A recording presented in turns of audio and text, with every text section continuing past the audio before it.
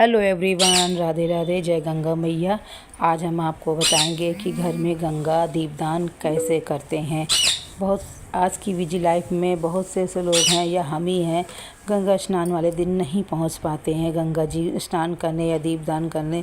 तो आज हम ये प्रोसेस पूरा आपको बताएंगे कि आप घर में गंगा स्नान का दीपदान कैसे कर सकते हैं, क्योंकि कोई भी पूजा पाठ करनी भाव से करनी चाहिए, तभी वो सफल होती है। तो अब ये ज़मीन पे आप ये पूजा कर सकते हैं, क्योंकि गंगा किनारे जब पूजा करते हैं तो ज़मीन पे ही उसको साफ़ सुथरा करके ही करते हैं।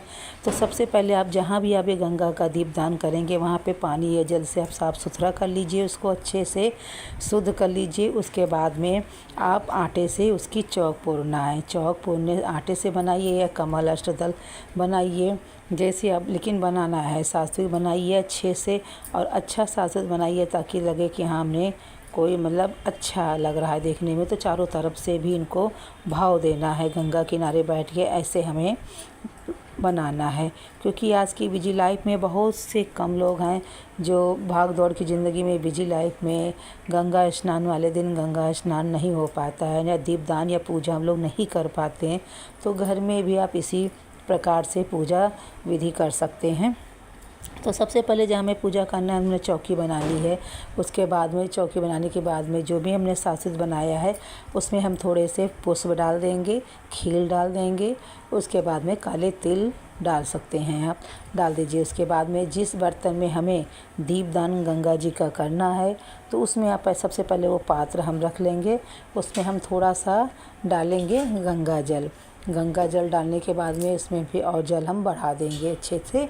और के बाद में गंगा स्नान वाले दिन आप लोग भी गंगा नहीं पहुंच पाते स्नान करने के लिए, तो आप भी घर में थोड़ा सा गंगा जल डाल के स्नान कर सकते हैं। यही हम लोग भी करते हैं, क्योंकि गंगा जल स्नान वाले दिन हम लोग नहीं पहुंच पाते हैं, तो यही करते हैं। तो आप लोग भी कर सकते हैं। उसके बाद में जब हमने पूरा जल उसमें भर लिया है, उसके बाद में हम सबसे पहले रोली से टीका करेंगे। रोली से टीका करेंगे, फिर उसके बाद चंदन से ही टीका करेंगे।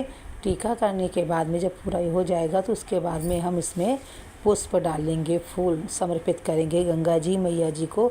और इस भाव से पूजा करिए कि हाँ हम गंगा किनारे बैठ के ही ये पूजा कर रहे हैं।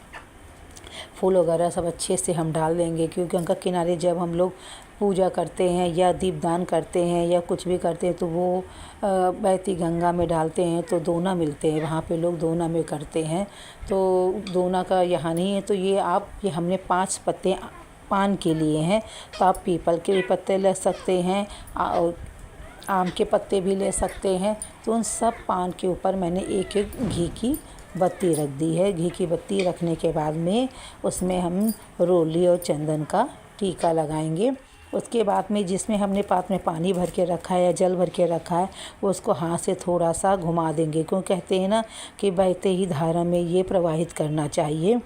तो ये घर में है तो इतना नहीं घूम पाएगा, क्योंकि इसके बाद में हमें रखने थे पान जो हमें जल में प्रवाहित करने हैं, दीपदान करना है। तो ये हो गया हमारे पाँच पान इसमें हम रख देंगे। फिर उसके बाद में जब 5 पान इसमें हम रख देंगे अच्छी तरह से, फिर उसके बाद में जो है खील वगैरह है, काले तिल हैं, अंदर पैसा है, रुपया है, जो भी आपको डालना है गंगा जी में प्रवाहित आप उनके नाम से आप कर सकते हैं। और सबसे पहले जब हम पान का वो रखते हैं तो उसके बाद में दूध डालना बहुत ज़रूरी होता है। तो आप लोग दूध ज़रूर से ज़रूर गंगा जी में जो जलाने के बाद में जो प्रवाहित करेंगे तो आपको ज़रूर से ज़रूर दूध उसमें डालना है। दूध डाल दिया, उसके बाद में ये प्रोसेस करने से ये रहता है ना कि अपने मन और भाव से पूजा कहीं भी आप करें तो भगवान पूजा पाठ का भाव ही इंसान को देखते हैं। तो इसके बाद में जब हमारा ये हो जाता है तो जहाँ हमें दीपदान करना है, 365 बत्ती का ये दीपदान कलावा से हमने बनाया है।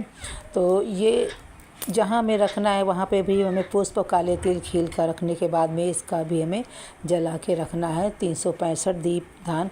और ऐसा लग रहा था कि जैसे वाकई में हम गंगा के किनारे सामने बैठे हैं और ये हमारा दीपदान हम कर रहे हैं। बिल्कुल भाव वैसे ही आ रहे थे, आप लोग खुद देख सकते हैं। ऐसा लग रहा है कि गंगा किनारे ही हो रहा था। फिर इसके बाद में हम पढ़ेंगे गंगा जी की, अगर आरती आती है तो आप गंगा जी की आरती पढ़िए। ओम जय गंगे माता मैया जय गंगे माता। जो नर तुमको धावत मन वांछित फल पाता। चंद्र सी ज्योति तुम्हारी जल निर्मल आता। शरण पड़े जो तेरी सो नर तर जाता।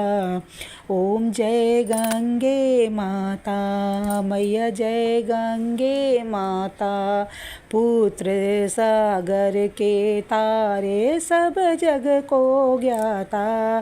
कृपा दृष्टि हो तुम्हारी त्रिभुवन सुखदाता। ओम जय गंगे माता मैया जय गंगे माता।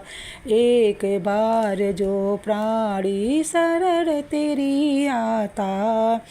ग्रम की ग्रास मिटा कर परम गति पाता।